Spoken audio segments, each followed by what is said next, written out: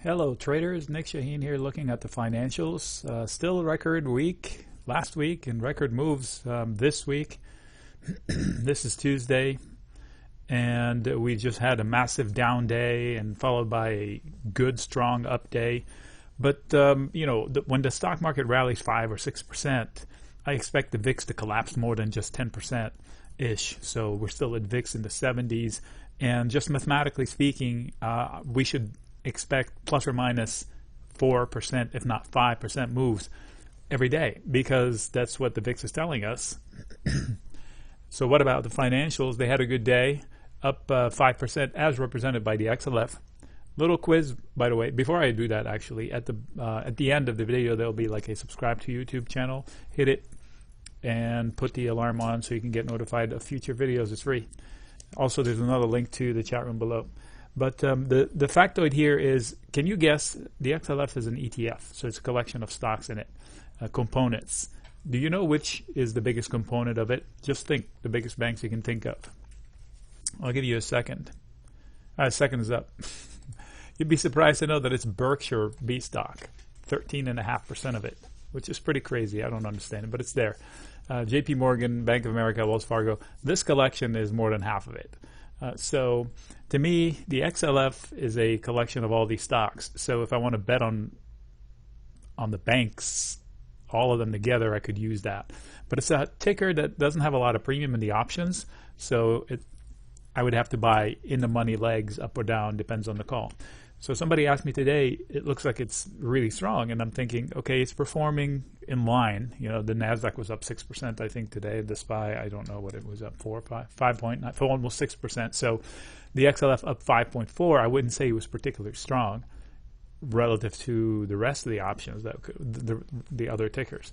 So the daily chart, given the 40% correction, I'm estimating this is 40, doesn't tell me a lot, so I have to zoom out to a different time frame. It's 40% almost exactly. Okay, so 1 week. Whoops, what did I do here? Sorry, long day. Long week already, 1 day in it. Okay, so this is about 5 years worth of data. Every candle is 1 week. Last week was a huge candle, but very indecisive, meaning they didn't know what to do. They opened here, they tried to rally, they tried to crash. They said, you know what, we have no idea, let's just close it where it opened. But it's not a coincidence where it's at, because look at this. This was the Christmas crash. We are below the Christmas crash. This hasn't happened in the S&P. It has happened in the small caps. So when people say the market, it hasn't happened for the market yet. So this is the second point that the XLF is not doing better than the market. So things to keep in mind while I'm answering this question. Indecisive point right here at 23, let's call it 2280, because it matches up with the lows of a crash in Christmas 2 years ago when sentiment was horrendous and the Fed was fighting it. Also matches up with the baseline that served for this whole rally. This candle right there in 2016, when was that? November 2016. This was the Trump election. Trump promised part of his campaign that he's going to unshackle the banks. So if you think that the banks are reshackled, then this makes sense, because we're below it. If you don't, then this is like Trump got elected all over again. You say, no, they're still ballooned. I don't think so. So let's just take a few of the banks in there. If you look at them, they all sell at low PEs, some single digits. At least they were last time I checked. They ballooned up a little bit at the top, but let's look at Bank of America. Okay, so Bank of America, the fundamentals, real quick. Top line, nothing delving into too quickly. 7 PE, 7.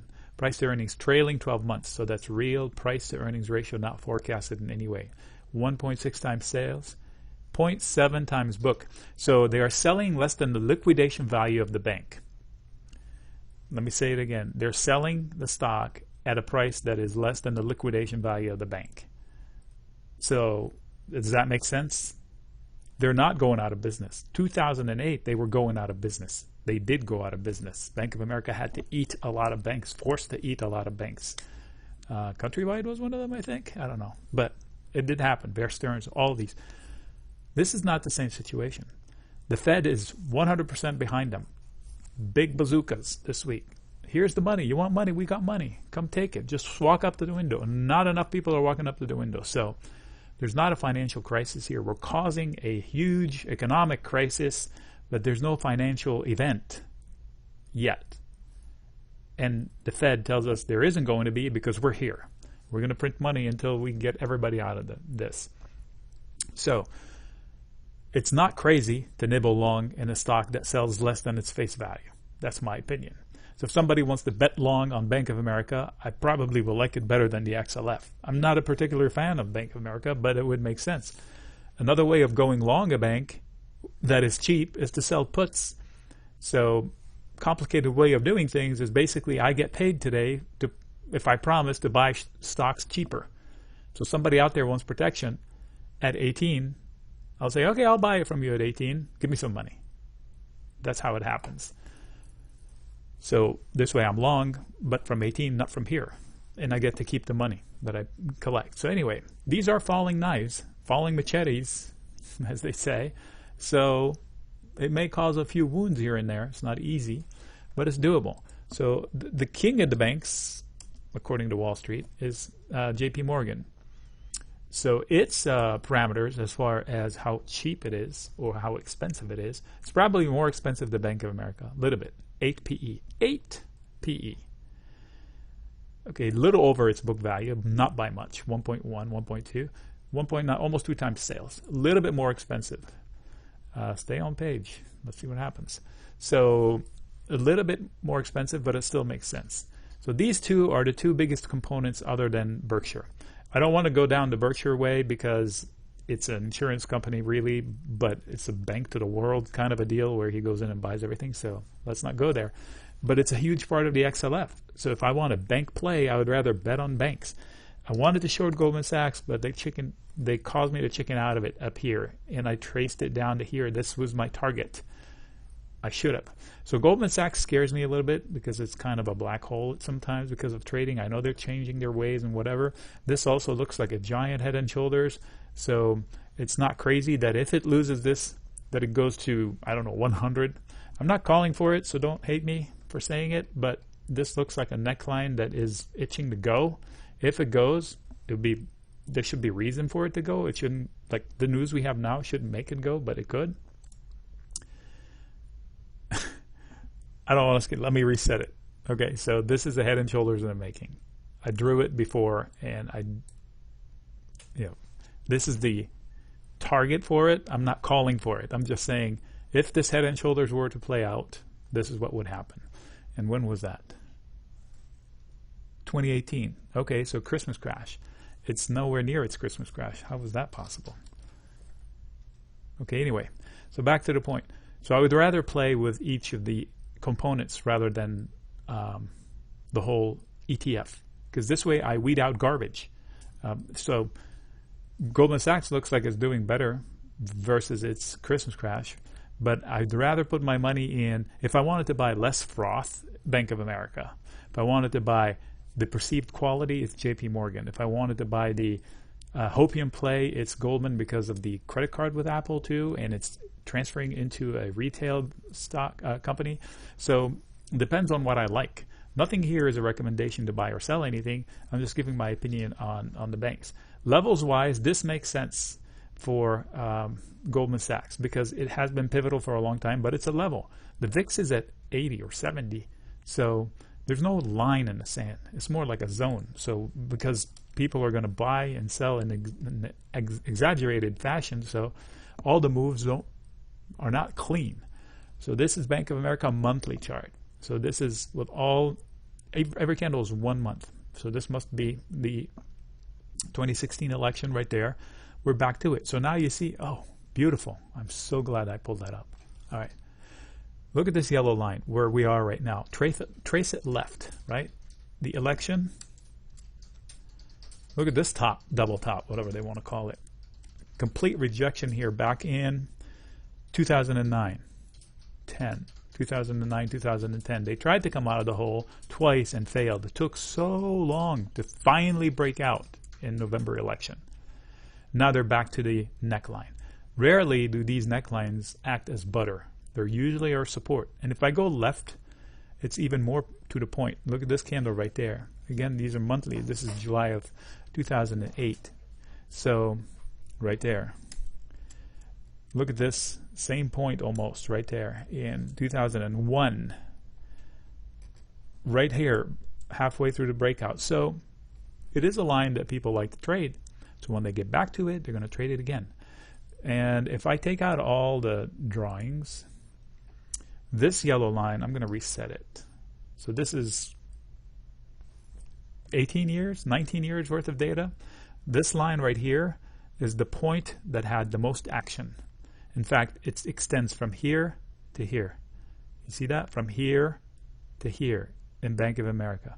So meaning that in 18 years, this is where buyers and sellers are most active. What does that mean? As soon as the stock hits this zone, they're going to buy, sell, buy, sell, buy, sell. This hits the brakes. So this uneven sell, sell, sell, sell, sell, buy, sell, sell, sell, sell, buy, it becomes buy, sell, buy, sell, buy, sell, buy, sell. And it stops. So this is what should happen. Now the Fed is playing God knows what. So we could be handed some sort of a surprise we don't know about.